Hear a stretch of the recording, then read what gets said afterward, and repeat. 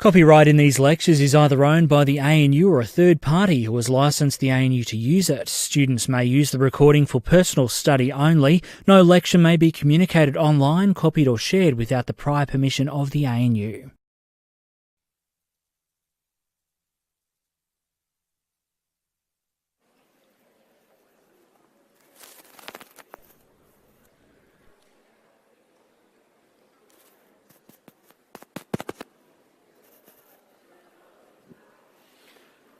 All right. Welcome back, many people. Not quite everyone, but welcome back, many people. I think you guys made a good choice coming today for a couple of reasons. First off, it's our last day of microeconomics, which is lovely because microeconomics is always a fun subject. And then from after the break, we'll be moving on and talking about macroeconomics. This is our last chance on microeconomics. Coming today was a really good choice because some of the material today, particularly towards the end, is actually a little bit subtle and a little bit tricky, and we just lost the document camera. It's back. It's a little bit subtle and a little bit tricky, particularly towards the end when we talk about monopolistic competition. There's some mathematical subtlety in how that ends up working. And it'll be much more useful. It'll be really handy to be here. The other reason is a lot of the material today will be particularly helpful for if you're doing a personal project in microeconomics.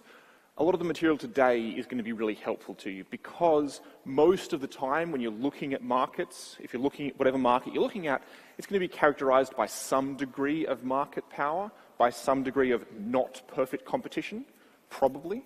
Right? Most markets have some degree of non-perfect competition about them, and that's what we're talking about today. Today we're going and we're saying instead of having perfect competition, which is basically everything we've been working with so far, we're going to allow firms to have some market power, some price-setting power.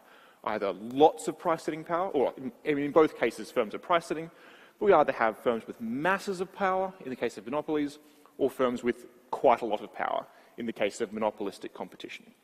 So those are the things we're going to talk about today, is monopolies, monopolistic competition, and how we might appropriately regulate monopolies to deal with the fact that monopolies do cause dead weight loss. We no longer have really nice outcomes like the market gives you the efficient outcome, which was a really nice thing about competitive markets. We don't have that anymore for monopolies, but we might talk about how to regulate monopolies to get at least close to that ideal outcome, and some difficulties with that. Before we get started, as always, there's a bit of admin. The main piece of admin is the mid-semester exam, which you are hopefully all aware is on Tuesday of week 7 at 6:30 p.m. in a whole bunch of different rooms all over the university. So you will have hopefully received an email from examinations, or at least you can go onto the examinations website and it will tell you which room you are in. I can't tell you which room you're in because it's all over the place from what I can recall. In terms of the format for the exam, so first of all, content. The content for the exam is everything we've done so far. So everything that's in the course up to the end of, everything we've done so far, including today. So everything is accessible. That's it really, everything is accessible. Everything we've done in microeconomics.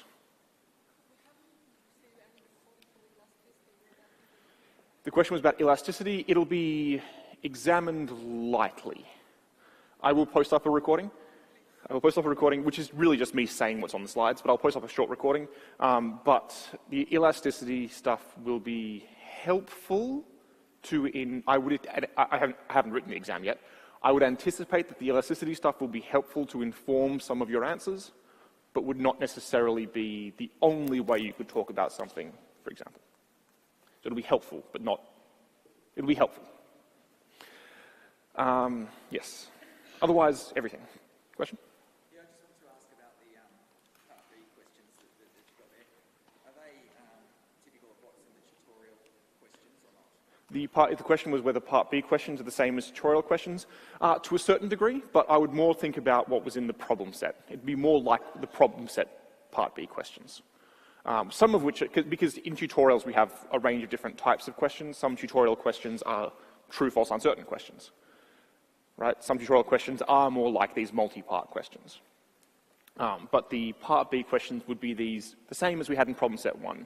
These multi-part questions with an overarching theme. Yes.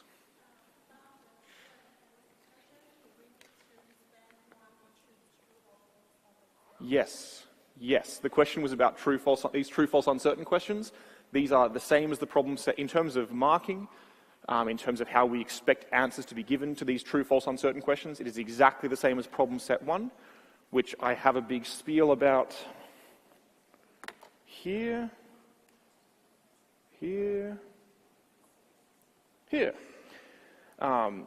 So all this stuff still applies, right? Exactly the same thing still applies. There are 0 points for the answer of true, false, or uncertain. There are 10 points for your explanation as to why you've chosen true, false, or uncertain. And we would expect answers to be, good answers are usually about a page. For some responses, you can do them in a lot less. If there's no graphs used, which some questions wouldn't use graphs, you would have a bit less. You'd have less than a page. If you have lots of graphs, you might have more than a page.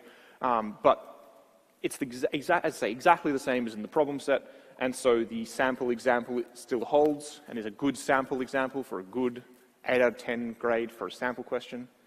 So all these things are still the case. 0 marks for true, false, or uncertain. 10 marks for explaining why it's true, false, or uncertain. What about recent tutorials? We had one of the average cost curves moving down, and we had to say whether the quantity increased or decreased. That was a hard question. In that question, depending on how much you moved the curve, it actually gave you a different response. Yes. So my question to you now is, in the exam, do you just expect us to choose one of those positions for the new average cost curve, or would you like to see a discussion of all 3 potential outcomes? Sure. So the question, the concern was about the tutorial problem where we had a decrease in marginal cost, which I think is this week, right?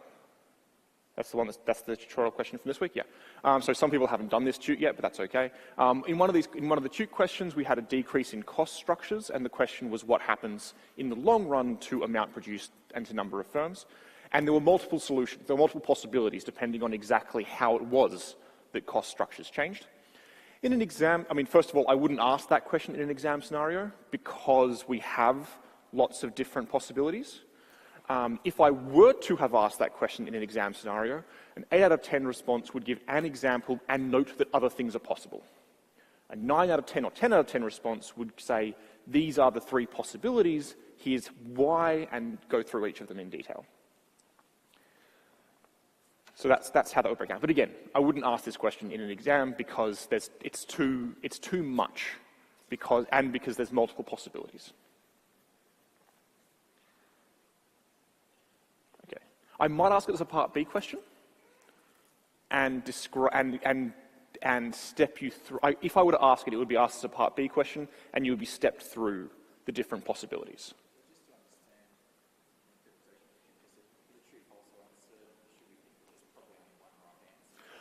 No. So the question was whether true, false, or uncertain is only one correct answer. There's almost always 2 correct answers. In almost every case, it's 2 correct answers because it depends on how you interpret the question to a certain extent, which is why we give 0 marks for whether you say true, false, or uncertain, and all the marks for the explanation. Basically, because a lot of questions say such and such never happens, and the answer to such and such never happens is false because it can happen. But if you say uncertain, and then your explanation is this is where it can happen and this is where it doesn't happen, right? I would call that answer an explanation of why the answer is false, but if you give an explanation for why it's uncertain, I understand why that's the case. So that's why all the marks are for the explanation. Okay, question otherwise? Questions, concerns? Further questions, concerns? One more. Yep. That's right. Yep. The exam runs 6:30 until 10 p.m. Yes. I'm just concerned that if we're expected to be performing at peak at 10 p.m., that this is going to be a very long exam. Is there any ability for us to have fewer questions? In terms of number of questions, these are the 2 options that I'm presenting. This number of questions is designed to be a 2-hour exam. When I ask this many questions, I expect a 3-hour exam, a proper 3-hour exam, has 10 of these and 2 of these. So I'm just asking less than that. So it should be complete. This exam, if you're really on top of the material and you really know what you're doing, this exam should be completable in 2 hours without a lot of difficulty. This is 6 pages of writing, which should take about an hour. This is about another 4 or 5 pages of writing, maybe 6 pages of writing, which should take about an hour. On the basis of 1 page per hour, you're talking about this being a 2-hour exam.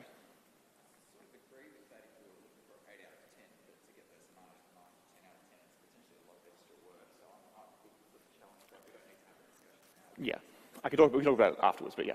But that's what we've got. I'm certainly not going less questions than this. This is going to be the.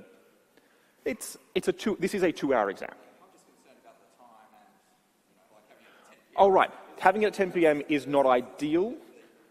It's not ideal, but it affects. Everyone faces the same time, so everyone is equally impacted by the kind of crummy time. I suspect we've been given the 6:30 till 10 p.m. so that we have it at night, so that we have it, not during working hours, which is beneficial for lots of people here. But that's all. That's all I can do. That's all I can say. Examination sets the time. I can't do anything about the time. Yeah. I would hope that you'd be able to finish this by 9 p.m. because you have half an hour of reading time, right? Half an hour of reading time is a lot of reading time, and then you have 2 hours of writing time. And then you have an extra hour of just chilling time. James? Yes? Just a silly question, would there be proper desks in there?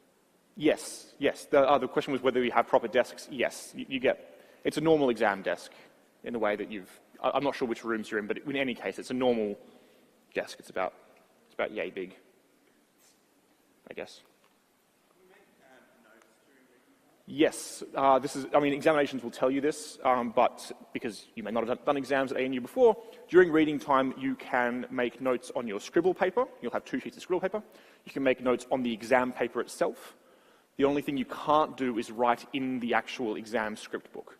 So when you go in the exam, you'll have 3 types of objects on your desk. You'll have some scribble paper, which you can just write on whenever, which is just blank paper. You'll have the exam paper itself, which has the questions. And you'll have your script book in which you write all your answers. In reading time, you can write on everything except actually in the script book, actually in the thing that we mark. So you can make notes, make copious notes, you can work out, you can do calculation, you can do whatever you like during the reading time, absolutely. Will there be numerical questions that require calculations and calculations? I would anticipate, the question was about whether we need numerical questions. I would anticipate that there would be some questions that require some numerical calculation. So you should bring a calculator.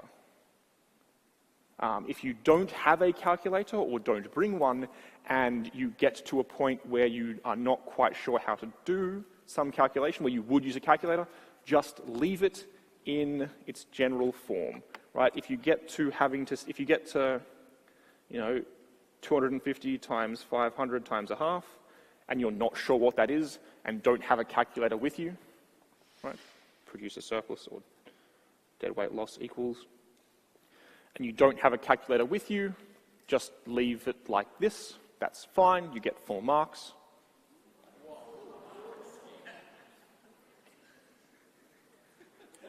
Right? No? Because I'm not assessing your ability to do this calculation. I'm assessing your ability to know what dead weight loss looks like and how to extract it from the diagram. That was really surprising. Oh, no. Oh, I'm sorry. Yes, no. This obviously doesn't give you full marks. If there's lots and lots and lots of work, and then this is your last line, then you get full marks.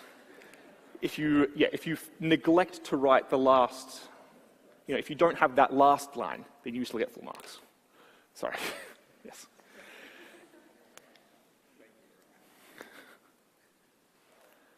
Okay.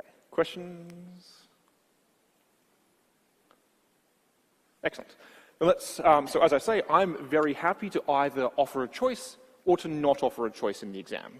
For the Part B questions, I'm totally indifferent between giving you 2 Part B questions and making you do both, or giving you 3 Part B questions and asking you to pick 2 of them and do 2 of them. Yes? We're particularly enthusiastic and we do all 3 Part B. If you're particularly enthusiastic and did all 3 of the Part B parts, which I would not recommend generally speaking, the formal ruling is we mark the first 2 that we see. Now, in practice, that's not necessarily how we actually do it, but the formal announcement is we mark the first 2. In practice, maybe not. In fact, we may be more generous than that. Okay, we're all good? Who would like, so of option A and B, who would prefer, and again, I don't care whether we have option A, which has 2 Part B questions, or option B that has 3 Part B questions and you choose to do 2 of them. Who would like option A? No choice. No choices? 1, 2, 3, 4, 5, 6, 7, 8. Who would like Part B? Okay, well that's easy. So you'll have 2 of 3 choices.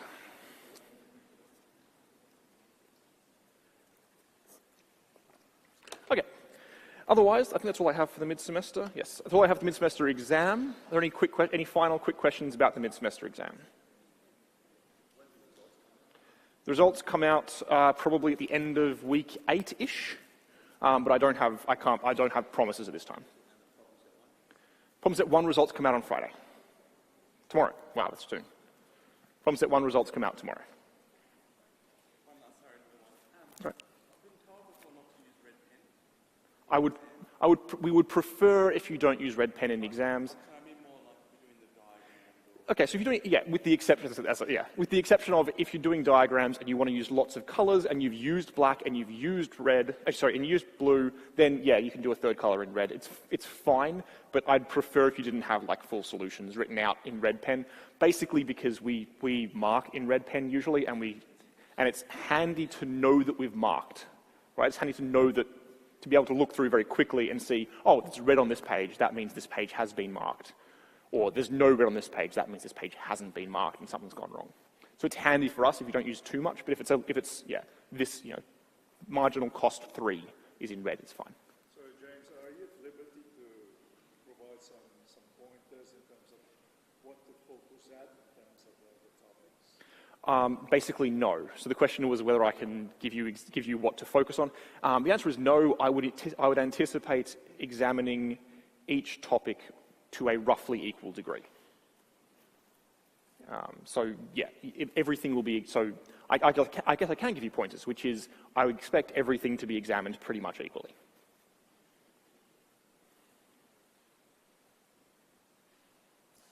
Questions?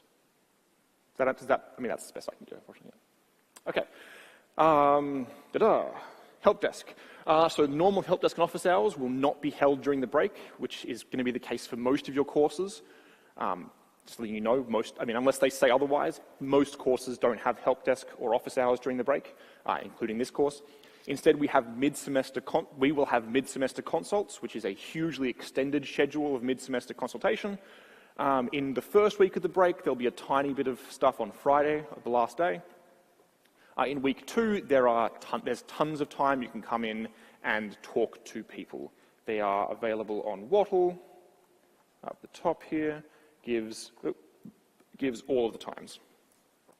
So there's hours and hours and hours of time. You can come to one of the tute rooms and have a chat with one of the tutors. Particularly towards the end here, the Wednesdays and Thursdays, there's going to be a fair few, I would anticipate that there being a fair few people going to these.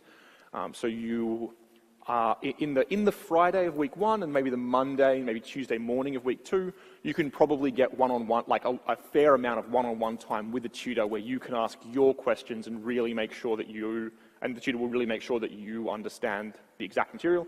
In those Wednesdays and Thursdays, there's going to be a lot more people, I anticipate, which is helpful but also unhelpful. It's helpful because you can hear what all the other people are asking, and you can see what the tutor's saying about about everyone else's questions. But it does mean the tutor will probably have less time to work with you in a one-on-one setting. But these are all good times to go to. If you have questions, if you have issues, these are the times to go to. As I say, normal help desk and office hours will not be held. Office hours, which is my Thursday times, will start up in week 7. Help desk times start back up in week 8. Questions? Questions, concerns, problems? Yep. Practice exam. I cannot post a practice exam because I don't have one. If I had one, I'd give it to you, but I don't have a past exam, basically. So, yeah. Will you be contactable by email if you've got technical questions about course content? For questions on course content, I would much prefer that you attend mid-semester consults. Yeah, I understand. Yeah. For questions, for content questions, mid-semester consults are much better because a lot of content delivery is the back and forth is where you get the benefit, which you can't do by email. Also, in terms of just as a time thing, it takes a long time to explain things by email, a lot longer than it does to explain it with words. So we do strongly prefer that you attend these. If it's a quick question, it's fine. If it's a short, relatively non-technical question, it's totally fine. If it's a long technical question that talks about graphs and how they move, then it's really a lot better to go to the consults. Oh, sure, as am I. So, yeah, if you really can't do anything else, I can be contacted by email, yes. James, through previous weeks, I recall that you had hinted on specific topics. This will appear in the exam. Would that still hold? Which one, sorry? If I've said it won't appear in the exam. Oh yeah, if I've said somewhere on the lecture slides, this is not examinable, then it's not examinable. I do recall this is examinable. Oh, that I've said it's examinable? Oh yes, well then I'll be examining it. Yeah, of course.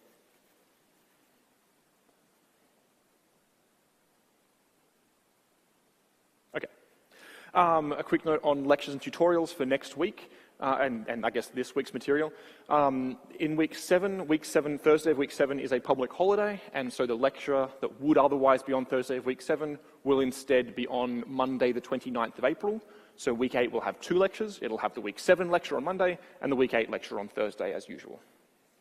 There is no tutorials in week 7 because it would be silly because the material would have already been examined, so no one would go to tutorials. So a tutorial set will be posted for this week's material, and I will also post solutions to that material. I'll be posting solutions next week to that week 6 material, which is, monopolies and monopolistic competition. We'll just post solutions instead. So you'll have them to review, basically. Questions? Problems? Lovely. Let us begin very late with the actual content for the day. So, as I said right at the start, the big distinction we're going to be making today versus everything we've been making so far is that everything so far, both firms and consumers have been price takers, have approached the market and they've had no market power. There's a price and you pay the price. If you're a consumer, you can buy as much as you like at the given price, the market price. If you're a producer, you can sell as much as you like at the market price. And now we're going to take a big step back from that, and we're going to introduce a lot more realism to a certain extent, which is that we have monopoly markets where firms have pricing power. So a market is a monopoly if there's exactly one producer or seller in that market, and we call that producer a monopolist. So as I said previously, everything's been price takers, and now we're dropping that. So monopolists are not price takers, we call them price makers. Monopolists have market power, they can choose the price that they charge in the market. And the reason they can choose the price that they charge in the market is that our logic previously for competitive markets and for price-taking firms was that I was a small fish in a big pond, right? If I tried to sell at a slightly higher price, then no one would buy from me, they'd buy from one of my competitors instead, because I'm trying to sell above the market price. If I'm trying to sell below the market price, that would be stupid for me because I can already sell as much as I want at the market price, so why would I ever charge a lower price? That's no longer the case for monopolists. We've gotten rid of all the competitors, and so the logic is quite different now. The logic now is, I'm in a market, I see a demand curve, what price am I going to charge to try to maximize profit? And I can charge basically whatever price I like because there's no competitors that will try and undercut me. This is my distinction. Now we have a monopolist, we get to choose price. We still face a demand curve, but we get to choose what price we charge. We talk about 2 broad types of monopolies, natural and non-natural. I don't know of a good word for this. Natural monopolies exist in markets where really the best thing to have is a monopoly. So natural monopolies are where the best thing to do is to have a monopoly, where the market is best served by only having a single firm. This is usually due to very, very high fixed costs. So we talk about things like providing tap water, right? There is an extraordinarily high fixed cost to providing tap water to a town, which is that you have to build the dam and you have to build the pipes and you have to, that's it really, you have to build the dam and the pipes. The dam and the pipes are hugely expensive. Having a second firm also build their own dam and their own pipes is hugely wasteful, right? There's no real benefit that's gained by having another set of pipes that go to your house. And so there's extremely high fixed costs in this case. And this is the case for lots of infrastructure stuff. So water, power, gas are the main ones. Public transport usually, but not always, falls under this category. It's a lot cheaper to have one train network than to have many competing train networks. The notable exception to this is the Tokyo train system, which is actually privately owned and is competitive in a certain sense. But in most cases, it's much cheaper because the fixed costs are so very, very high. So these are natural monopolies, right? Best served by having a single firm. And we'll talk more about them in a bit. The other option is non-natural monopolies. Non-natural monopolies are where really we would like to have more firms, but there's some barrier to entry that means we can't have more firms. Where the firms are making profits, and if an extra firm came in, that extra firm would also be making profit, but there's some barrier to entry, which means that it's not worthwhile. It means that you can't enter the market for some reason. Notable are things like government licenses and patents. If I hold the patent on how to make the widget, then no one else can make that widget because only I can do it. If I have a government license to sell oranges, then no one else can sell oranges because I have the government license. It'd be better if lots of people sold oranges, but I have the only license to do it.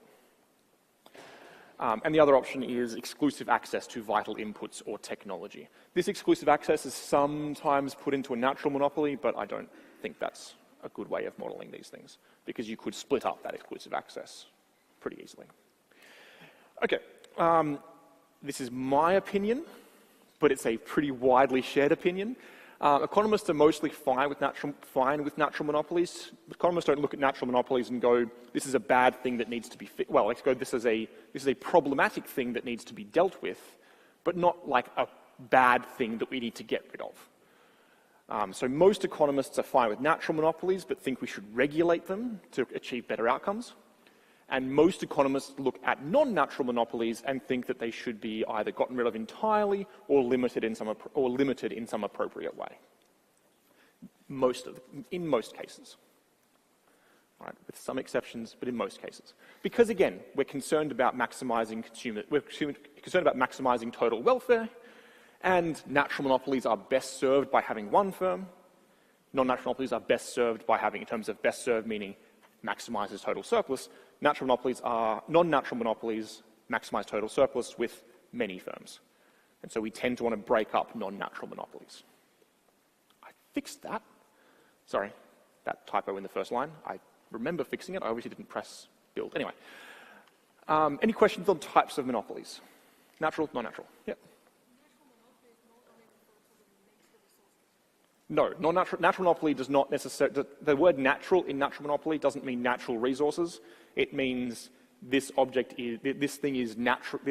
is naturally a monopoly. We don't have to intervene to make it a monopoly. Non-natural monopolies exist because there's some government intervention of some kind that's created the monopoly, right? Which will either be because they've introduced patents, which are government-run, or government licenses, which are obviously government-run, or to a lesser extent, or to a less clear extent, the government guarantees exclusive access to vital inputs or technology. So no, natural doesn't mean natural, like naturally. Natural doesn't mean natural resources. Natural means without government intervention, without intervention. Okay. This is where things are a bit tricky. When producers are price takers, so when I'm a price taker, average revenue, marginal revenue, price, these are all the same thing.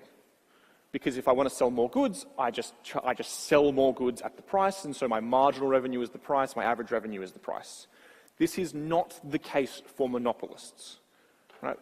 Because for monopolists to sell more goods, they have to lower the price.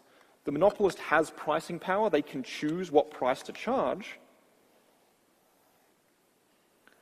but there's still a demand curve, right, for the monopolist. Yes, they can choose the price that they charge, but if they charge any particular price, right, if the monopolist charges P0, then they can only sell Q0 goods because they still have to have someone to sell it to.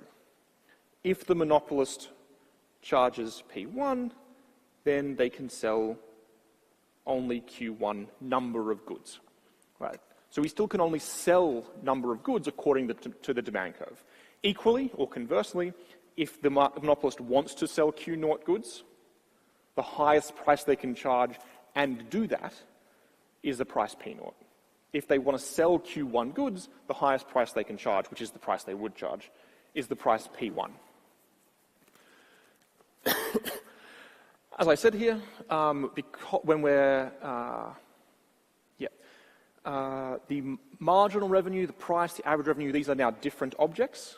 They're different objects because if I go from charging price P1 and I try and sell an extra good, currently I'm producing Q1 and I want to sell an extra good, right?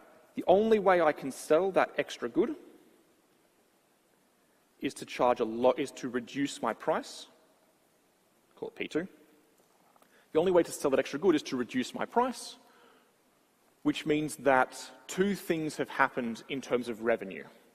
First off, I'm selling an extra good at the new price, so my revenue increases by the new price level, great. But also every previous good, every good that I could have otherwise sold, right, all these Q1 goods, they're now being sold at a lower price, yeah?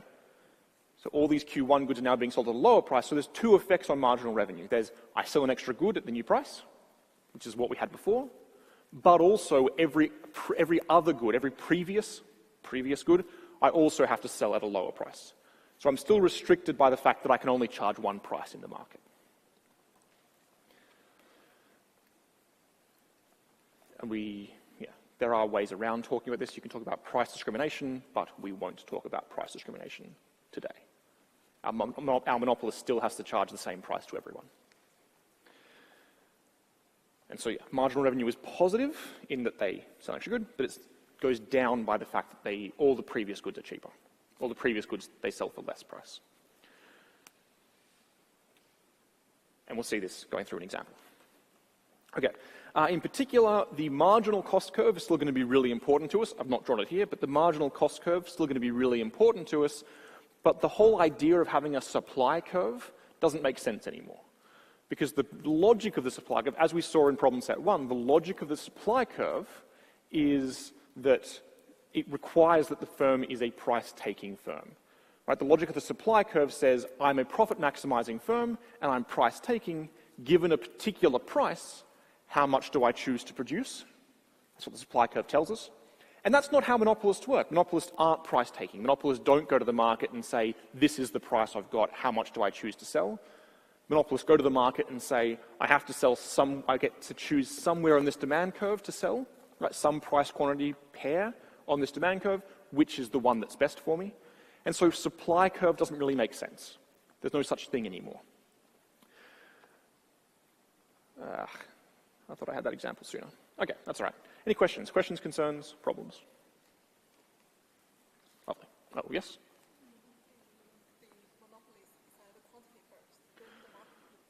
Monopolists decide on a pair. Monopolists decide on a price-quantity pair. You can either think of it as they decide on the price first and then the market works out quantity, or the demand curve determines quantity. You could say that the monopolist chooses quantity and then the demand curve necessitates price. Either way is fine. We're mostly going to think of it for our analysis, because it works better for analysis, as the monopolist chooses quantity and then works out price from the demand curve, because that's more helpful for our analysis. Yeah, here we go. We think of the knock loss as choosing quantity, and then price is necessitated by the demand curve. You can think of it the other way around, but it's more helpful to think of it this way around. If they want to sell more, they need to charge a lower price. To sell less, they need to charge a higher price. Marginal revenue, as I said before, when price increases, less goods are sold, and so typically marginal, or in every case, marginal revenue is less than the price. Because to sell more, they have to lower the price on the current good and also all previous goods. Okay, that's good. I have done all this. Excellent. Sell more, have less revenue. Yes. The last point here is important and is extra, which is that marginal revenue could in fact be negative, right? We could be in a region where marginal revenue is actually negative, which is to say that we sell an extra good but make less revenue, because the extra revenue we get from selling that extra good is lower than the fall in revenue from selling all of our previous goods at a lower price. Example will make this very clear. Hopefully an example will make this nice and clear and easy.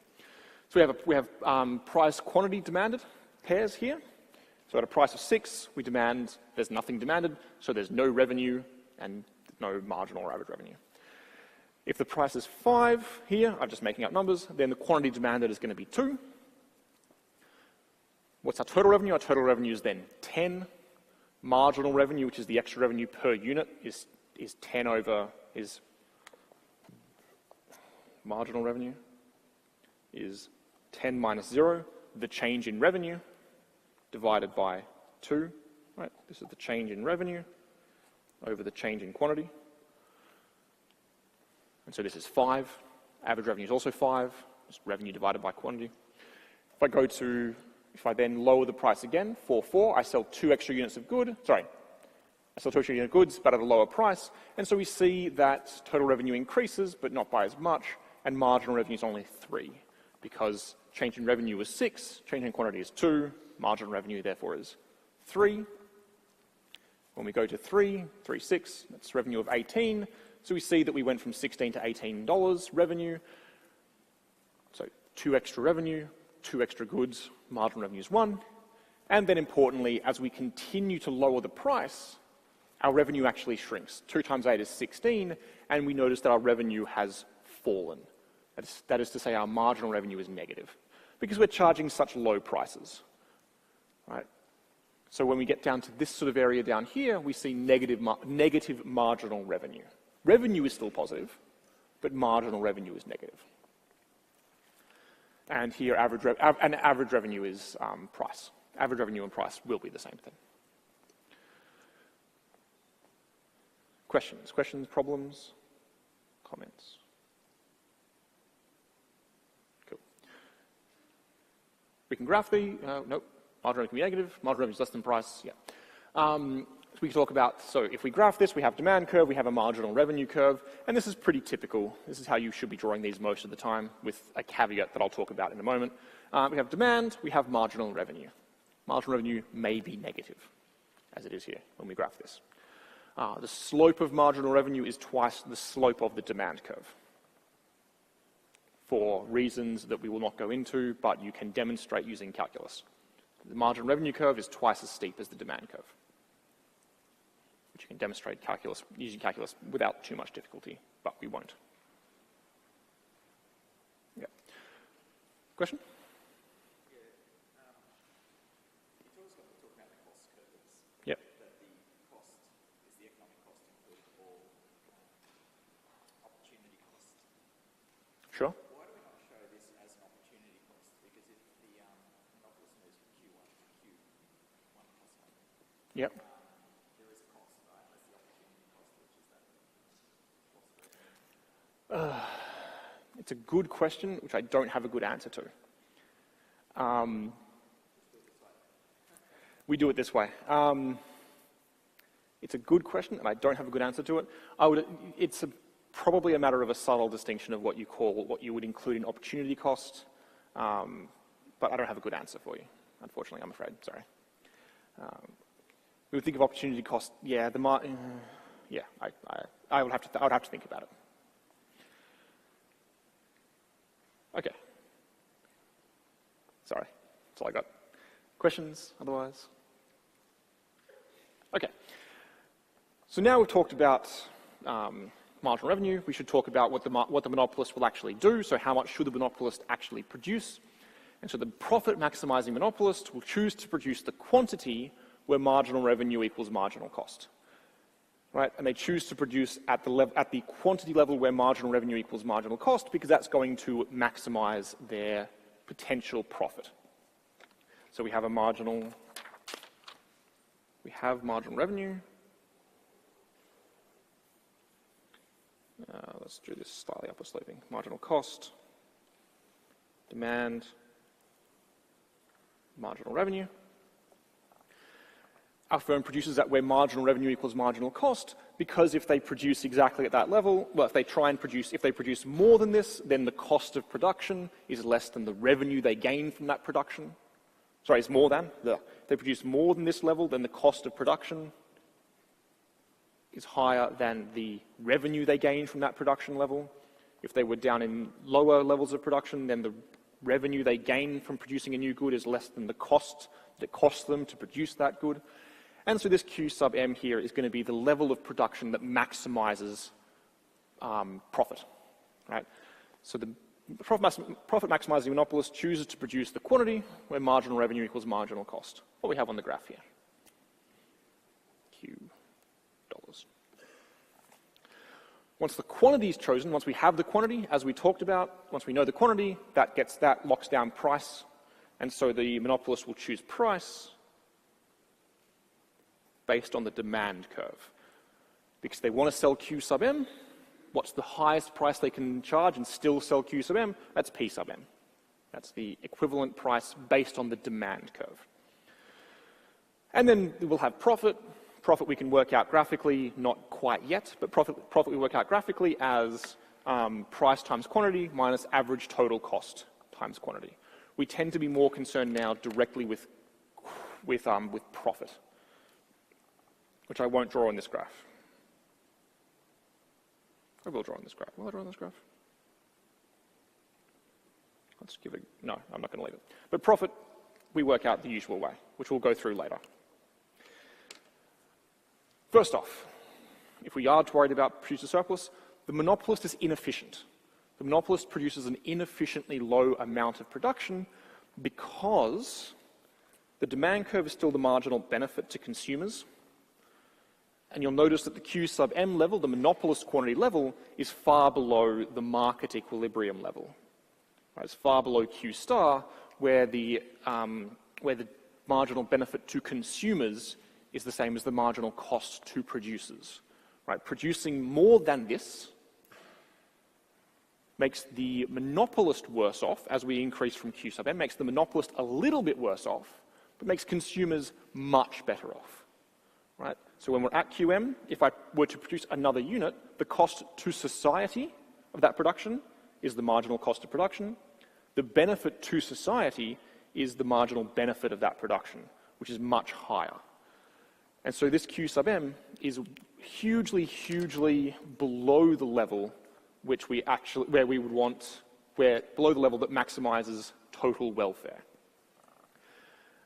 Marginal benefit to consumers exceeds the marginal cost to producers. Society will be better off with more production.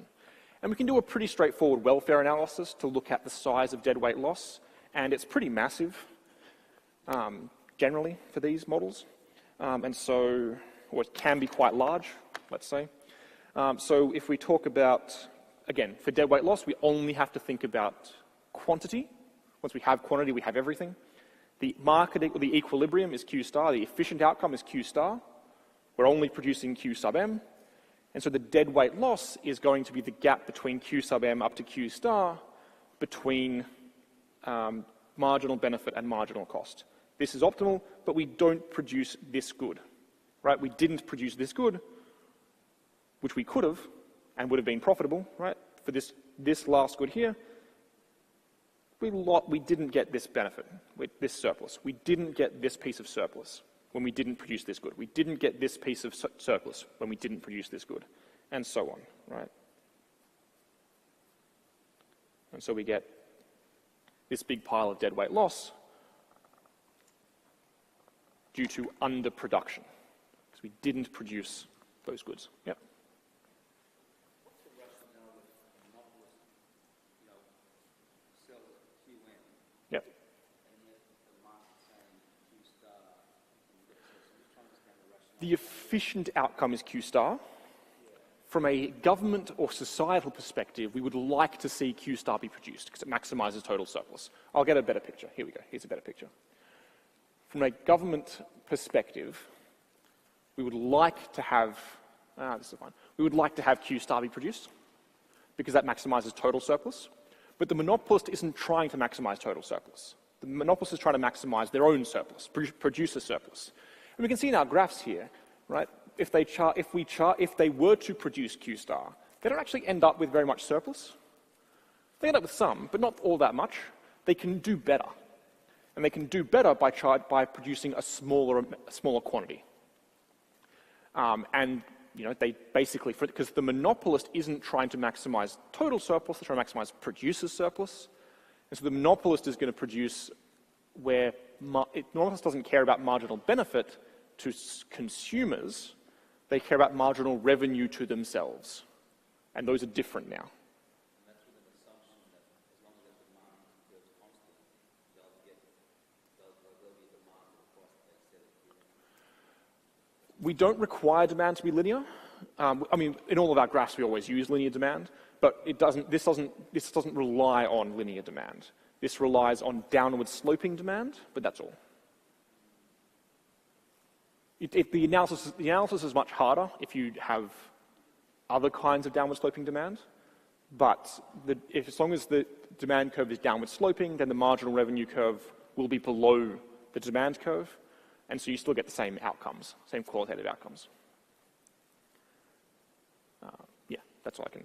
Is that okay? It's really just this distinction that the monopolist cares about their own revenue, not the benefit to consumers, and those things are different now.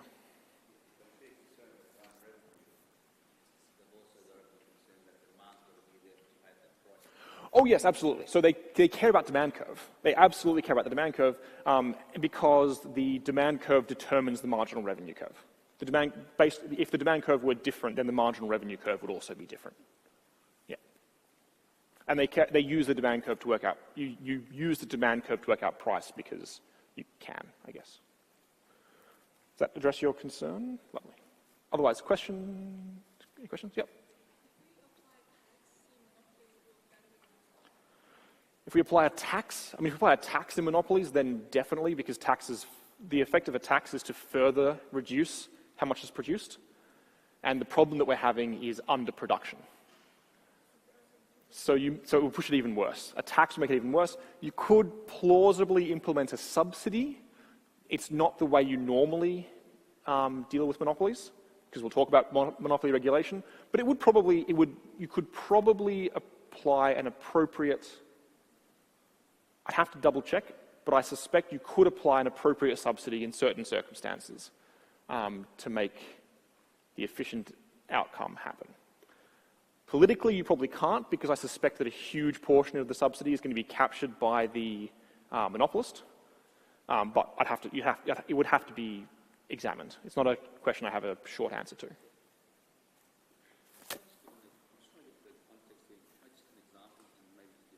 Sure. So, I live in Cairns, and to go to the Torres Straits, you have to fly Sunstate Airlines, subsidiary of Qantas. Now, they're the only ones that they've got the monopoly for that transport. Yep. And so what they do is they charge locals a $99 fare, which is outside. Right. So we're talking about the monopoly, we're talking about the demand is there, but there's a subsidy on that airfare of $99 with one way to come.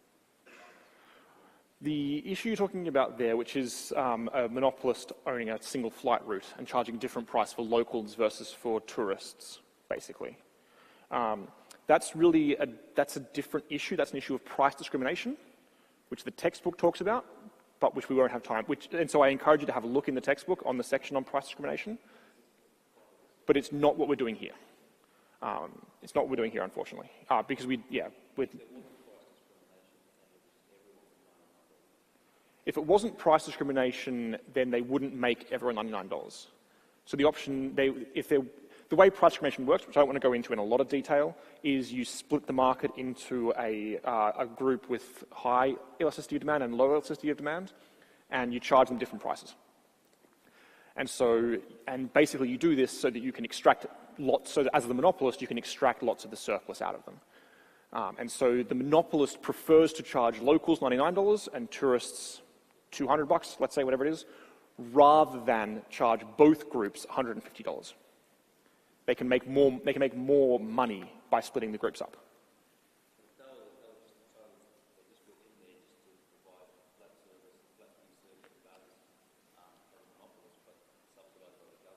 Subsidized by the government, you'd have to go into the details of it. I suspect that you would be able to do this. Yeah, you should be able to do this. You'd be able to subsidize them in an appropriate way to get rid of deadweight loss. If you applied a sufficiently large subsidy, yeah. You might have to apply a particular kind of special kind. Anyway, yeah, you could do it. Otherwise, any questions about market, any further questions about monopoly inefficiency? Yes.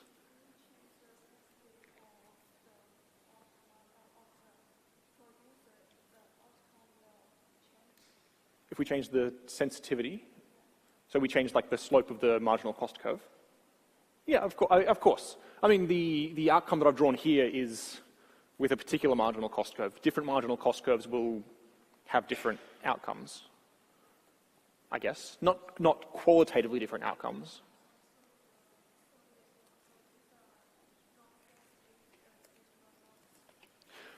Right, if the marginal cost curve is flat, which is what we'll be working with from now on for monopolists, so yes, if the marginal cost curve is flat, we still have all the same results.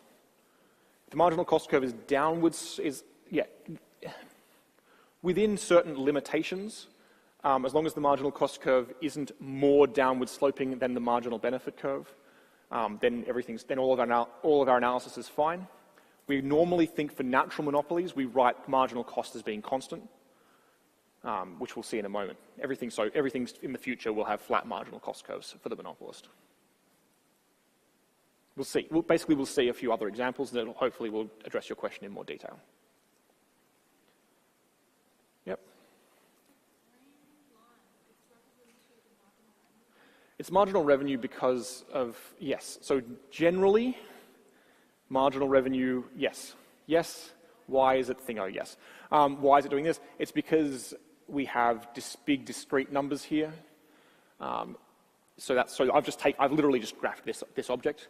It's because we have big discrete numbers. If we were to break this quantity demanded down into tiny, tiny pieces, 0 and then 0.001, 0.002, 0.003 quantity demanded, then you get the more standard looking objects, which is basically what I've drawn here, that you have demand and then you have marginal revenue. It's because you would normally draw it like this. Yes. And we will be doing so. It's because I really wanted to use the same numbers as previously. Yep.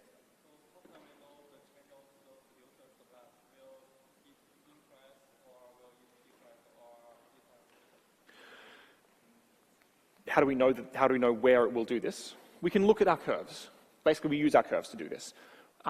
If the marginal revenue exceeds the marginal cost, then producing an extra good is going to increase our producer surplus.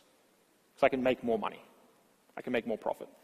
If marginal cost exceeds marginal revenue, then producing more goods is going to reduce my profit. It's going to reduce my producer surplus. So producer surplus is necessarily maximized when marginal revenue and marginal cost are equal. Because if they were different, then I'd be able to produce more or less goods to increase my surplus. Yes? That's okay? Okay. Just on the point of subsidy, and you said that's not ideal, but if I look at this, it looks very much like the externality curve.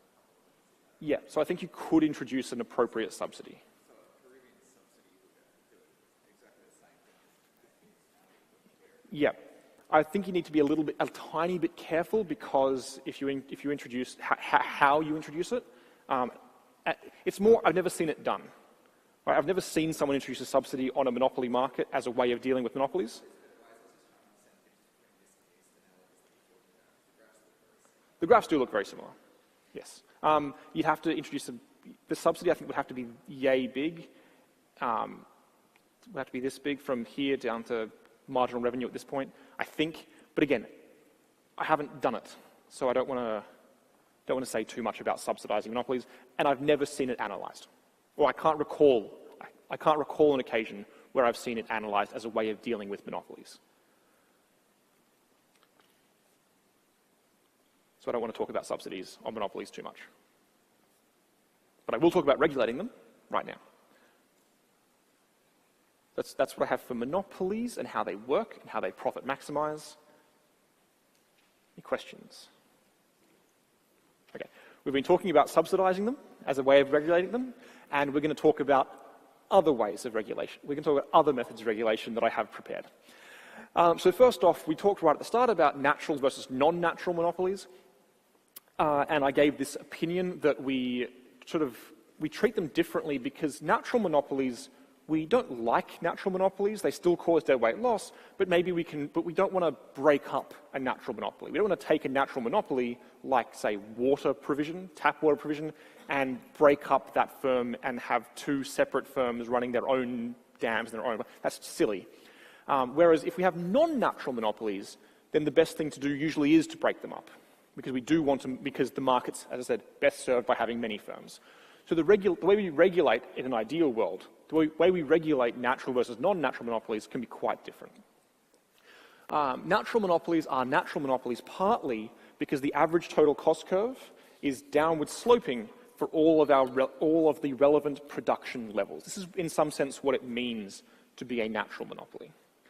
The most clear example of this, though not the only example, is when we have a flat marginal cost curve. So if we have a flat marginal cost curve, this is going to give us that result. It's not the only example, but it's the simplest and clearest. We have a flat marginal cost curve. We have an average total cost curve. We're sitting here facing a demand curve, facing a marginal revenue curve. And we're thinking about, so the question is why, the question is how do we deal with this market? What we don't want to do is break up this firm. We don't want to break up this firm into two parts, because then we're paying this massive fixed cost twice. And yes, we get benefits from having more than one firm, right? We get competition-based benefits from having more than one firm, which we can't talk about in too much detail because we don't have the tools to talk about oligopolies or duopolies, but we do get competition benefits from breaking them up. But the additional fixed cost, having to pay the fixed cost twice, means that it's not worth breaking them up. The cost is paying the fixed cost again, the benefit is the extra competition, and the fixed cost wins out. The fixed cost is a larger cost than the benefit from having competition. So we don't want to deal with this. We don't want to break them up. Non-natural monopolies are quite different. Non-natural monopolies are where we have upward sloping average total cost curves, we have standard looking average total cost curves, and we really want to break up these firms because we can do better. Yes, we have to pay the fixed cost again, but the competition benefits outweigh paying the fixed cost twice. And as I say, we have different types of regulation for these, with different difficulties implementing those different types of regulation. First off, recognizing non-natural monopolies, we have to make sure we know what these things look like. Sometimes these are really obvious. I mean, really super obvious that we have non-natural monopolies. And I've given some examples here. So all of the old trading companies that the European powers ran in the 1700s, 1800s, these are all non-natural monopolies. This is where the East India one is a British one, or this is the British East, there's a few East India companies. The British East India Company, Britain goes and says the only British company that can trade with the East Indies, which is this sort of area of the world, is the East India Company, right? India and east of that, the only company that can do trading with those places is the East India Company.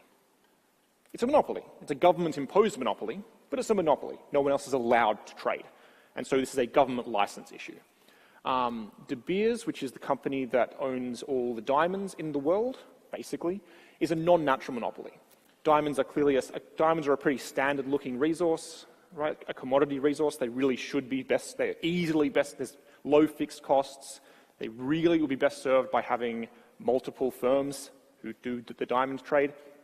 But we don't have that. Instead, we have De Beers that runs the entire thing, and they block entry. Basically, they take active steps to make sure that no one else can enter the market. And something like state retail alcohol monopolies. So in a lot of places in America have it that, and Canada particularly, have it that you can only buy alcohol from particular state-owned outlets, and no one else is allowed to sell takeaway alcohol you can take home. And this is obviously a monopoly because we're requiring one firm only. Well, only one firm has the ability to do this, but this is a non-natural monopoly because the market will be better served by having many firms able to do this. Sometimes, as I say here, it's really easy to see monopolies. Sometimes it can be harder. One method, and there are many methods, one method of trying to find out whether a particular market is looking monopoly-like or looking competitive market-like, is using what we call this price-cost margin. So in a competitive market, we should see the marginal cost equal to price. The marginal cost of production should be price.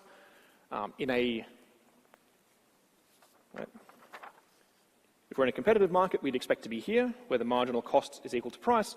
If we're in a monopoly market, we would expect to be in this kind of framework, where the marginal cost is way down here and price is way up here. And so we can talk about the price-cost margin. So the price-cost margin is the difference between price and marginal cost, normalized by the price of the good. And so if this number is around about 0, which is to say that price is around about the same as marginal cost, we're looking at a competitive market.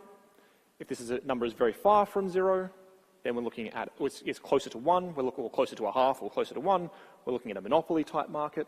And so we see these are real data from two markets. The rubber market, basically a competitive market. The tobacco market, really not a competitive market at all. There's 3 or 4 big producers. It's not a monopoly formally because there's more than one producer, but there's 3 or 4 big producers that operate as near monopolies, maybe monopolistically competitive, but nearly as monopolies. Q-star is the efficient outcome. If this is the demand curve and this is the marginal cost of production, then this would be the efficient outcome.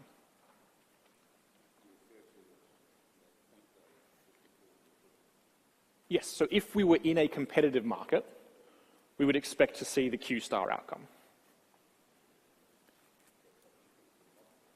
But in a monopoly, we would expect to see the Q sub M quantity outcome. Yeah. So we can look at the price-cost margin to identify these non-natural monopolies. Okay. This is the important part anyway. So when we're talking about non-natural monopolies, what we want to do is break them up because the market is best served by multiple firms, and so we introduce some sort of various what they call antitrust legislation or antitrust work. So we look at our monopoly firms and we say, you're a monopoly firm, you can no longer do this, you have to break up into lots of different firms. This was done very successfully in America in the, I want to say 20s and 30s. I mean, like the 1920s and 1930s, like 100 years ago. It was done very successfully. There were a lot of big, very, very powerful, very large monopoly firms. Standard Oil, United Fruit, big firms that had basically monopoly power. And the government stepped in and said, no, you can't do this anymore. You have to break up into lots of different constituent parts. So Standard Oil becomes 4 or 5 different things, which we still kind of have today mostly. United Fruit becomes 6 or 7 different things, which we kind of, I'm actually not sure if they still exist. Anyway, so you take these big firms and you break them up into smaller parts. You can also stop this from happening in the first place. You basically say, this firm is serving one half of the market, this firm is serving the other half of the market. You can't merge. We're just going to not allow you to merge. So in Australia, the Australian Competition, the ACCC, the Australian Competition and Consumer Commission, yes. The ACCC is the one that's tasked with making sure that large firms who have excessive market power can't merge. And the other one that you can do, which is what they try and do, in principle try and do for petrol prices in Australia, is you have financial penalties for price fixing. This is more to do with cartel behaviour. You basically say, if you do dodgy price fixing behaviour, then we're going to give you a financial penalty. And so it gets rid of the power of these non-natural monopolies to a certain extent. So we can try and break up these firms and stop them from merging. And when I say price fixing here, I'm talking really about collusion and cartel behaviour. And so you can also introduce, and so cartel behaviour is sort of merging without really merging. And so you introduce financial penalties for doing this because you don't want them to merge, not allowing them to merge, so you have to make sure they don't merge in fact, if not in name. This is how we deal with these non-natural monopolies. Any questions? Lovely. The difficulties of doing this, because this seems like a pretty easy, this seems, like really not that hard to do. You can go and you can find where the firms are monopolies using this price-cost margin or similar methods. You go and you say, you're clearly having market power, so we're going to break you up into lots of little firms. And you just do that. That seems easy. So why don't we do that? There's a few reasons. There's two reasons I talk about here. From an economic perspective, the reason we, as economists, don't expect to see this happen is, first of all, large and profitable firms are powerful, right? You can't just go to, say, News Corp in Australia, which owns lots of media outlets, and break them up, because they're extremely powerful, and they can push that power against the government. So those in power, those in government, gain a lot more by allowing the monopoly to continue than by trying to break it up, right? The society might become better off if we break up these large, powerful groups, break up these monopolies, but the people who have the power to do that, to break them up, might become worse off. It's a standard argument. This is not unusual. So we have to worry about these kinds of things. We have to worry about regulatory capture. So regulatory capture is where, if I'm part of the ACCC, then yes, I'm part of the ACCC, but last year I worked for KPMG. And the year before that, I worked for one of the other other big four accounting firms. And I expect next year to work for a different of the big four accounting firms. I'm obviously not going to push too hard on breaking up these firms because they're my future employers. They're my past employers. I have good relationships with these people. I know, because I'm a nice person, that the people who work there are nice people. And so I'm not going to try and break them up. I'm not going to try and hit them too hard. This is particularly notable in finance, which many of you are doing. But it's also in any place where you have strong skill specialization. The only people that know how to appropriately regulate finance firms are the people in the finance firms who have no incentive to want to implement the efficient regulation. And so we end up, and so this is regulatory capture, and it's a significant issue in society.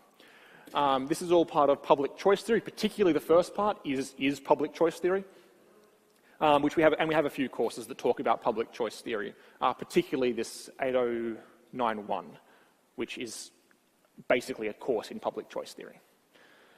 It's essentially that the government isn't trying to, the government is made up of the essence of public choice theory is the government is made up of individuals, those individuals have incentives. We need to worry about the fact that the government is made up of individuals with incentives. It's not a monolithic entity that's trying to make society better off. That will be one part of what they want. That'll be one of their incentives, but they have other incentives to deal with as well. Any questions? Questions, concerns? Okay. Natural monopolies. Natural monopolies, we get nicer kinds of regulation. The regulation isn't just try and break up the firm. So for natural monopolies, where I have this nice graph here, we can think about the problem for natural monopolies is that the monopolist chooses to produce QM, the unregulated monopolist chooses to produce QM at price PM. But if we're the social planner, if we're trying to maximize social welfare, we really want to produce out at Q star. And so we want to think about regulation we could introduce to try to get the monopolist to produce out at the level Q star. The common way, or the simplest way in some sense, is marginal cost pricing. So, right, we want them to set price equal marginal cost, because that'll give us our social optimal outcome. So we just require that. We go to the firm and say, you send water into the system, right? You're the producer of tap water. You can charge people for that tap water exactly the marginal cost of producing a litre. You charge people per litre, you charge them exactly the marginal cost of making that 1 litre of tap water, which is virtually zero. And this is fantastic, because if they have to charge the price at the low price here, we get Q star. This is great. This is a really good outcome, because we get the socially efficient outcome. The problem is, the immediate and significant and severe problem is that if the market's producing out here at point A, right, if that's the point that we're producing and selling at, then we're making negative profit, because our average revenue is down here, is the price, but our average cost exceeds the price. Right? The average cost that we're paying for production exceeds price, and so every day or every year we're losing money. We're making negative profit, which means in the long run we close. Right? In the long run we are required to close. I don't want to clutter the graph too much, but if I were to draw this line here, then my profit is this whole rectangle here of negative profit, and that's no good, right? In the sense that in the short run, it's great, no deadweight loss, socially optimal outcomes. In the long run, the firm closes, and it's a lot better having a monopolist firm providing water than having no firm providing water. So this is marginal cost pricing, big benefits, big costs. The other option is another option is average total cost pricing. So we go to the monopolist and say, when you set price, your price has to be set according to the average total cost. Right? You can't just choose any price. If you want to produce a particular quantity, you have to sell at the average total cost. And this is okay, right? If we set it this, then we end up producing here, Q average total cost. We end up producing at this level of production, and this is pretty all right, right? It's good. We have a lot less deadweight loss than no regulation, because with no regulation we produce at Q sub M, really far from socially optimal. Now we produce, the way I've drawn this, pretty close to the socially optimal outcome. We're just pretty close to social optimal outcome. We still have some deadweight loss, because the social optimal, we still produce less than the socially optimal outcome. But the firm doesn't make negative profit. The firm now makes zero profit. Right? They charge the price according to average total cost, and so they make, because the price is the same as average total cost, they end up having zero profit, so they stay in business over the long term. So this is good. Question? Yep.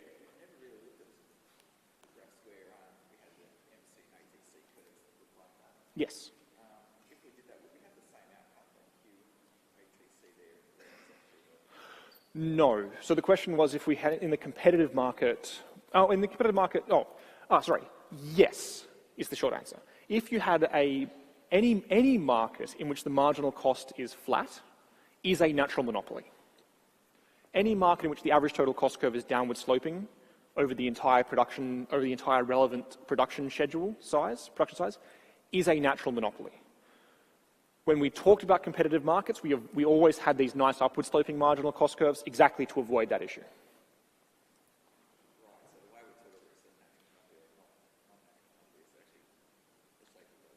Is to a certain extent the shape of these curves, yes. If it's downward sloping over all of the average, if the average total cost is downward sloping, then it's a natural monopoly.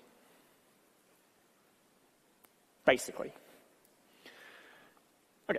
The downside of for average total cost pricing, right? So far we've talked about pretty good things. There is still a downside of average total cost pricing, which is that if I'm a firm, especially if I'm a private firm, and the government stepped in and said, whatever you do, you can't make profit because we have average total cost pricing, which necessarily means no profit, I really have no incentive to try to become better. Yeah, I could spend time and effort and energy and make my firm more efficient and reduce costs, but why? If I reduce costs, then the government will step in and make me reduce my price, and so I will end up with zero profit anyway, so there's no incentive to do anything to try to make the firm more productive or more efficient. And so a better system, again, is what we call incentive regulation. So this is a variant on average total cost pricing, and so basically what we do is the government steps in and says, the price is equal to the current average total cost, and this price is going to be fixed for 5 years. For 5 years, this is the price you get to charge in the market, and if you can reduce your costs, then you make profit, because the price is set at current average total cost. So if you lower costs, then you can make more money or make money.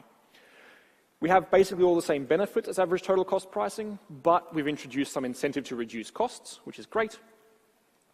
And so this is really just a really nice way of doing it. You do end up with, if firms are reducing costs anyway, you end up with more deadweight loss here, but than with average total cost pricing.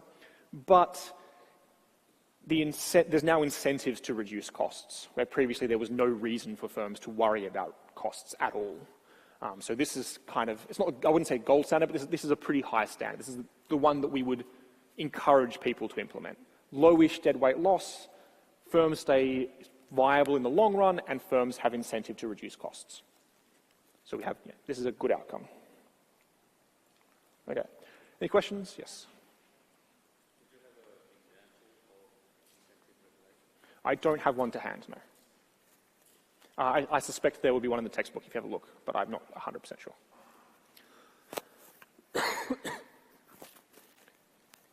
Otherwise, questions? Okay. Difficulties, right? So we talked about how we can do it, difficulties. All the stuff we talked about previously for non-natural monopolies still hold here, right? Because we're still talking about large firms that have market power, that have political power. The additional concern that we can have is what we call asymmetric information, which is to say that the firm knows more about the firm than the government does. Right? If I'm the person who produces tap water in Canberra, I know in lots of detail what my cost structure looks like, and the government might, but the government might not know that information. And so since most of our natural monopoly regulation talks about the cost structure of the firm, right, and is pretty sensitive to things like where average total cost lives, and in particular it's sensitive to things like what the average total cost is away from, like if all we observe is an unregulated market, all we observe is this point here. We don't see anything else. We just see the price they're charging and the quantity they're charging and the quantity they're producing. The fact that we know that this is the particular level of price that will give us the outcome that we want for average total cost pricing, that requires us to know a lot about the average total cost curve. And we might just not have that information as the government. So, as I say, most natural monopoly regulation is based around the costs of the firm, but the government doesn't necessarily know the cost structure of the firm. The way the government finds out is to ask the firm, is to go to the firm and say, tell us your cost structure, and based on what you tell us, we'll regulate you. And so the firm has very strong incentives to lie. Right? The firm has strong incentives to say, oh yeah, our costs are massive. Marginal costs just through the roof, really, really high. So by claiming its costs are higher than they really are, the monopoly firm might be able to convince the government, yeah, they'll introduce average total cost pricing, but at the wrong level of average total cost, because the firm will just lie about its cost structures. And when I say lie, I'm obviously not going to brazenly lie, but you can fudge, what's the word? Smear. You can just sort of be careful with figures. Pardon? Half-truth. You can half-truth the figures a little bit and end up making a little bit of profit, end up making some profit anyway. Okay, questions, that's all we have? Yeah, good. Questions about monopolies or monopoly regulation?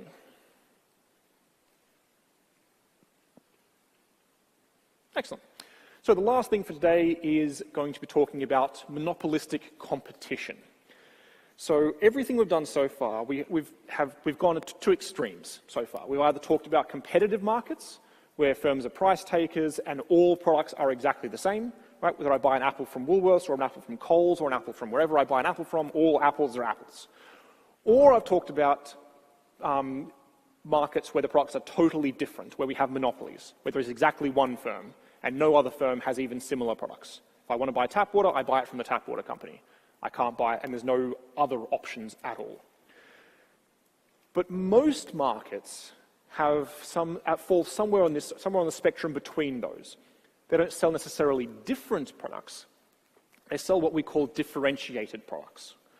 And so products that are similar, but not the same. They're not different, they're differentiated. And so products can be differentiated on lots of different axes of differentiation. The most common one that we actually observe is physical character. Actually, let's talk about location. I like location as a good example here. There's a really strong reason why buying food from the tiny shop in Canberra is much more expensive than buying food from Coles or Aldi in town, and it's a matter of location. The goods are different, right? A kilo of bananas from the little tiny shop in Canberra that's right there and really easy to access is different than a kilo of bananas that you buy from Coles in town or from the farmer's market on Saturday morning. And they're different in terms of location. Because you have to walk further to get to Coles or drive or whatever it is. So the location here is a way of doing product differentiation. Time is a matter of product differentiation. Whether I buy something in the morning or in the evening, whether I buy something today or on the weekend, these will affect product differentiation. This is why petrol is more expensive, or at least used to be more expensive on Friday nights and Monday mornings, and relatively cheap on Tuesday mornings, or whatever it was that they used to have, because it was a matter of time. Convenience obviously matters. Physical characteristics are perhaps the obvious product differentiation, which is one type of apple versus another type of apple. They're differentiated, but they're not the same object, whether you buy a Granny Smith apple or what's another apple type? Help me out. Delicious, Red Delicious, whether you buy a Red Delicious apple or a Granny Smith apple, they're not different, but they're differentiated. They're clearly not the same product. So we're thinking here about products that are differentiated in some way, usually in terms of physical characteristics, but I want to emphasize that it's not limited to physical characteristic differences. So, types of market structure. So we now have this new type of market structure where the products are not identical, not different, but are differentiated.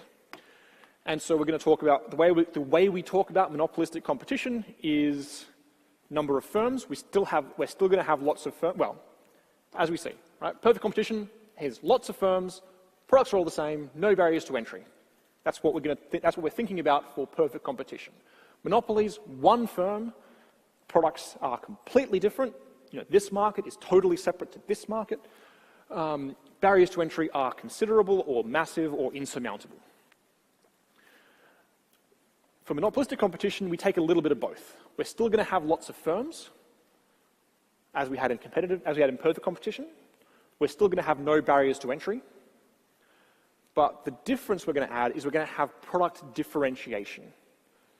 And because we have differentiated products, we're going to have a certain measure of market power. Not total market power, but some market power. So things like restaurants and films. I think restaurants are a really good example of this, right? I'm going to choose a restaurant. If I'm going out, I'm choosing a restaurant to go to. If there's more restaurants, there might be more people who go to the restaurants in total because there's more choices, but the number of people per restaurant is probably going to fall. Right? When a new restaurant opens, or when a new fast food place opens in Canberra, more people will go to Canberra for food, but less people per location, you would expect. Okay, questions, problems, market structure. Beautiful. So, I said this already. Monopolistically competitive industry is characterized by differentiated products. Because products are differentiated, firms face downward sloping demand curves. We're now going to talk about demand curves as residual demand curves, which is to say leftover demand curves. I'll cover this in a second. We have free entry and exit, and we have many firms or many differentiated products. We're thinking about there being lots of different options. Again, restaurants in fast food places in Canberra is the example here. There's lots of different options here, but they all sell something that's a little bit different. They're not selling exactly the same product in each case. So what we have,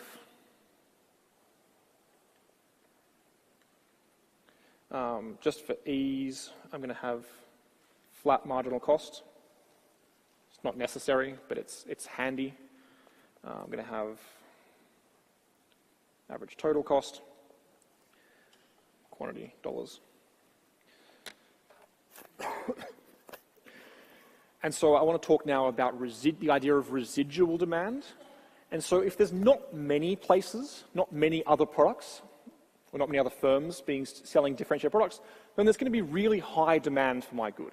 Right? If there's not many other places selling stuff, then I would expect to see really high demand. This is my residual demand curve when there are few alternatives. If there's not really many other choices people could make, then there's lots of demand for my good.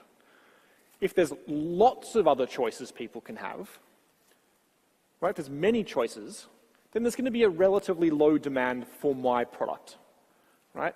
If I'm going to Canberra and there's 2 options, then each option has super high demand. If there's 20 options, each option has relatively low demand. And so we're going to see lower demand when we have lots. We can see quite low demand when we have lots of options. And we can talk about some middling level.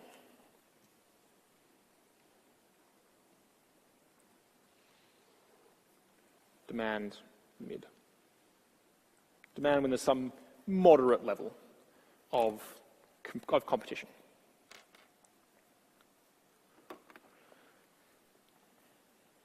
So this is our residual demand curve. And the size of that demand is going to depend on the number of firms. I've drawn this both shifting down and with the slope changing. I'm happy for you to do one or the other or both. Right? It'll depend so much on the peculiarities of the market that I'm very happy for one or the other or both. Normally, you just talk about the slope shifting, but again, it doesn't really matter. Okay. Residual demand curve is downward sloping. As we say here. So these are my possibilities. Sorry. Questions? Any questions, concerns, issues? So I'm putting on a new slide. Next. Is all good? Lovely.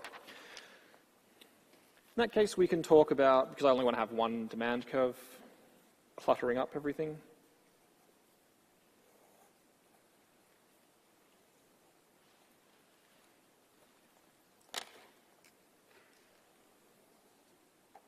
We have some demand curve.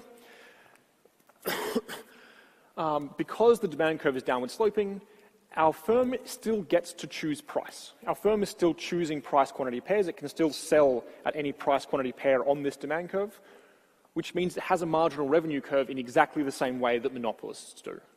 This thing, once it has its residual demand curve, it operates as a monopolist. And so it has a demand curve, we have a marginal revenue curve, and we choose to produce where marginal revenue equals marginal cost. Q, monopolistically competitive. Oh boy. So we choose to produce at this level, and because that's the level of production that maximizes profit. Here, the way I've drawn this here, the firm is making positive profit. The firm is making positive profit because the average total cost, I shouldn't say P average total cost, I should say average total cost. The average total cost is below the price. So our firm makes profit. If we had different price structures, if we had different curves, the firm could potentially make negative profit. It's also entirely possible. The way I've drawn this here, we make positive profit. in the short run. This is our short run analysis. Any questions, concerns, problems? Okay. In the long run, though, then things are a little bit different. If existing firms are profitable in the short run, then more firms will enter the market. When firms enter the market, the residual demand curve for each firm becomes more price sensitive, or becomes, I say here, pivots inwards. I'm actually just going to take a quick 2-minute break because of reasons. So have a quick 2-minute break, have a think about what we've talked about so far, have a chat, quick 2-minute break, and I'll be back in 2 seconds.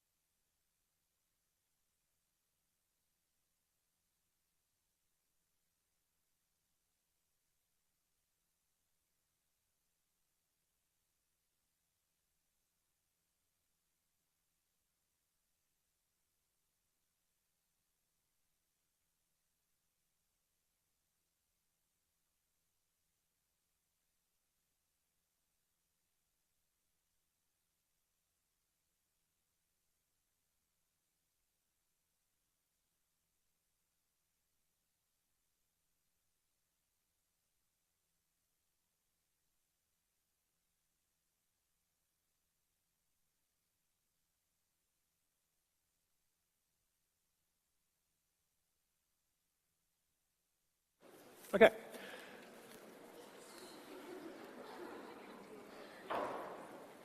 No? Give us 3 seconds. Okay, we'll get started again. So, when firms enter the market, the residual demand curve decreases, right? Because we have more firms into the market, there's less demand left for my product that I'm trying to sell. This is the distinction. So I think someone was about to try and ask me about what the distinction is between this and monopolies. The difference is when firms are making positive profit here, that encourages entry. Because the big difference is that there's entry available in this market. So as more firms enter the market, that's going to reduce, because products are only differentiated, not different, that's going to reduce my residual demand curve. Right, so this is in some sense a firm level analysis.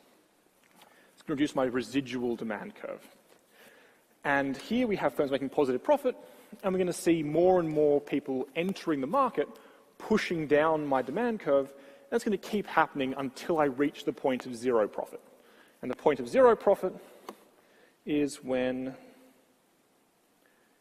the demand curve here is then just touching. And make sure I do this correctly. And then we have some marginal revenue.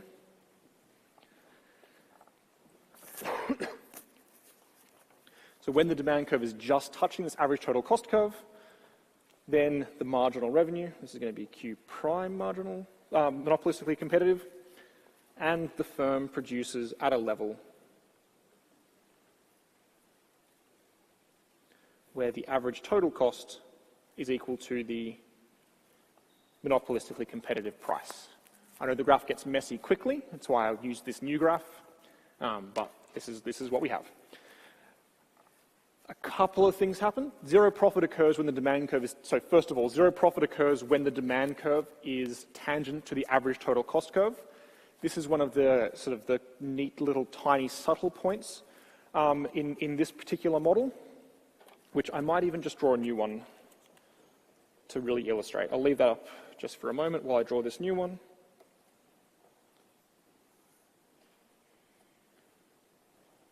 Because I did something that looks like cheating.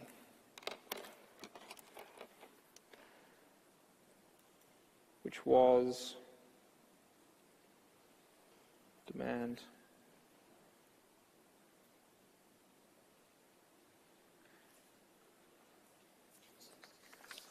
When I've drawn this graph, I've done something that looks like I've cheated because I've said, why is it, basically the question is, why is it that this point here, this level of quantity here, is also exactly the particular quantity level at which average total cost is tangent to demand? Because that's a really specific thing to have happen that seems totally arbitrary. Why is it that the marginal revenue curve is here and isn't like over here somewhere? Meaning we would make positive profit, or make negative profit. Definitely make negative profit. And the reason why is that profit is maximized, first of all, profit is maximized when marginal revenue equals marginal cost. We've said that already. So it is definitely the case that wherever marginal revenue equals marginal cost, that is where profit is maximized. Put that on the side. Profit is also, when I'm thinking about profit, I'm choosing somewhere on this demand curve, some price quantity pair on this demand curve to live in my market. I want to think about what point on this demand curve maximizes profit. And hopefully, without too much difficulty, any point down here is making negative profit. It's making negative profit because average total cost exceeds price. Any point up here is making negative profit because average total cost exceeds price. The only place where I don't make negative profit, where I make zero profit, is where these things are tangent. Where instead of making negative profit, I make zero profit. So, profit is maximized when marginal revenue at the quantity where marginal revenue equals marginal cost. Profit is also maximized at the quantity where demand is tangent to the average total cost curve. And therefore, the quantity level where marginal revenue equals marginal cost is the same as the quantity level where average total cost is tangent to the demand curve. So that's why the picture looks like this. That's why we end up with this really neat looking picture in the long run, which is that this is going to be the amount of residual demand, which exactly ends up making every firm zero profit. Because profit maximized under these two distinct ways of thinking about profit maximization. So those two graphs, This is a long run equilibrium. Yeah. The green option in the top one is an example of a short run equilibrium. It's a short run equilibrium because the firm's still maximizing profit by choosing to live at A. But because there is profit in the market, in the long run that induces entry. That induced entry pushes down the demand curve. Pushes down the residual demand curve. And that pushing down of the residual demand curve reduces profit. And that keeps happening until profit gets pushed to zero. Process of entry continues until firms are making zero profit. And then we're in a nice long run equilibrium.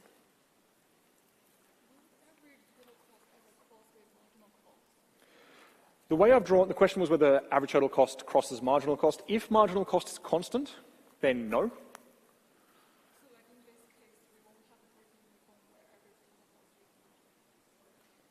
No. In this case, we wouldn't have a break-even point, but the firm is not price taking. The only reason that point where average total cost equaled marginal cost was the break-even point was because firms were price taking. Here, firms don't produce on the marginal cost curve. So, sorry, they don't sell on the marginal cost curve, right? We don't have the firm lives at point A. The firm lives somewhere on the demand curve. It lives at A. It doesn't live, at somewhere over here. Yes, if the firm were producing, and this is sort of why this marginal cost pricing doesn't work, because there's no break-even point. There's no level of production at which we break even selling only at marginal cost. Excellent. Okay. And obviously, here we talked about entry. The same holds for exit, right? If firms are making negative profit, firms will leave the market, which increases the residual demand curve for any remaining firm. That increased residual demand means that there's less negative profit. This process continues until all firms are making zero profit, zero economic profit. Question? Any questions? Yes.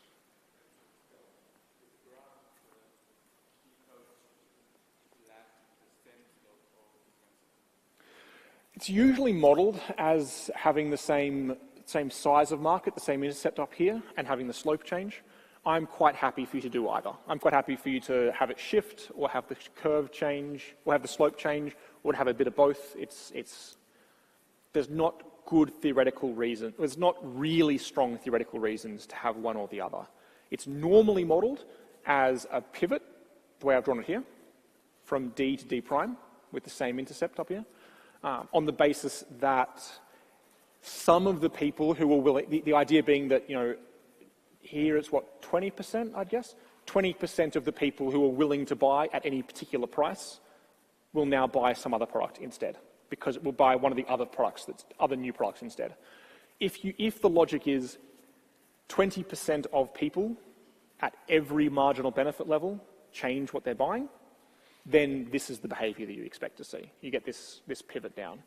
If it's a matter of only the people with the very highest marginal benefits change product, then you would get a shift of the curve. If it's a bit of both, then you get a bit of both.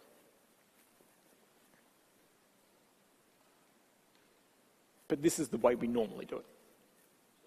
So the first example you used from the green where demand and average total cost spoke about maybe some government interventions moving to that point from in this graph here? I wouldn't talk about government intervention of any kind here. Monopolistically competitive markets, at least early on, don't strongly require government intervention, because instead of basically the mechanism for producing better outcomes in the long run is not government intervention, but entry and exit of firms. Yeah. So on one of your earlier slides, you talked about recognising natural monopolies. Yep.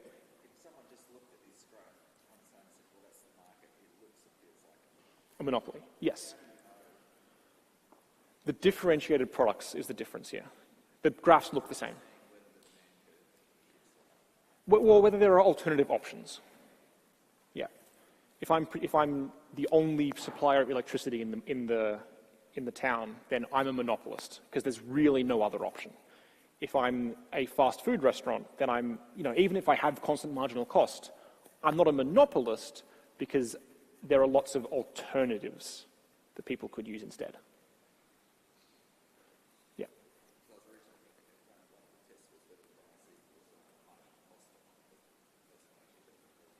It's not the only test. It is a useful test. Certainly if price equals marginal cost, then you're pretty much looking at a competitive market. But if price is not marginal cost, then there's a few different things that could be going on. It could be a monopoly. It means if price is not marginal cost, it means there's market power of some sort going on, which could be a monopoly. It could be monopolistic competition. It could be a duopoly or an oligopoly, which we're not going to talk about in this course. So it's something else that's going on that's causing market power to exist.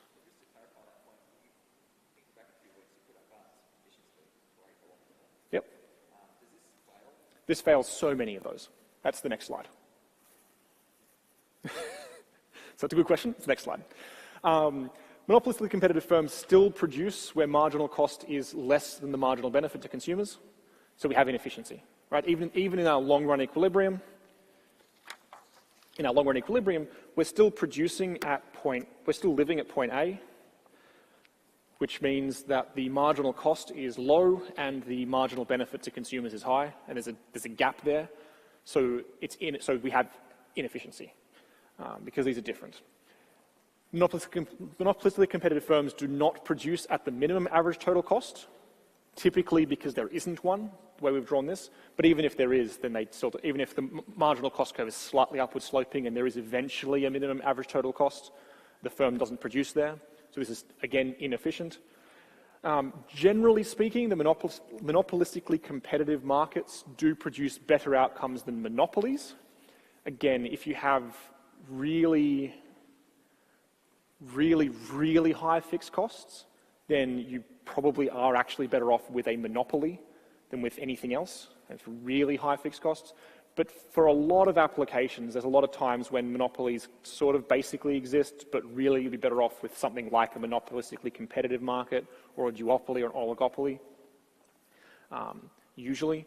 So usually this is better than a monopoly, even if it still does have deadweight loss, it still does have costs. One of the big benefits of monopolistically competitive markets, which doesn't show up in the graphs or in anything that we actually do here, is that there is potentially benefit to having differentiated products. Right? There is additional benefit to consumers when there's not just, if you're going out for dinner, there's not just the choice of the Indian restaurant or the Chinese restaurant. It's nice to be able to have the Indian restaurant and the Chinese restaurant and the Thai restaurant and the Italian restaurant. There's additional benefit because some consumers like Italian more than they like Indian and Chinese. Right? Some consumers like Thai more than they like Indian and Chinese. And so you can get better outcomes just because the choices are preferred. There are limitations to this, which I won't talk about, but this is something that is definitely worth considering when looking at monopolistically competitive markets. The fact that the range of products has potential benefits. And if you look at behavioral economics, then you can talk about the fact that the range of products can be bad. Right? The range can be too great. But that's a separate question that we do not have time to talk about in this course. But behavioral economics is a great course, which I recommend everyone do if you have any electives, which I suspect you don't. Who has electives? Just very quickly. Who has electives? No one. Wow, okay. Okay, then never mind. Sorry.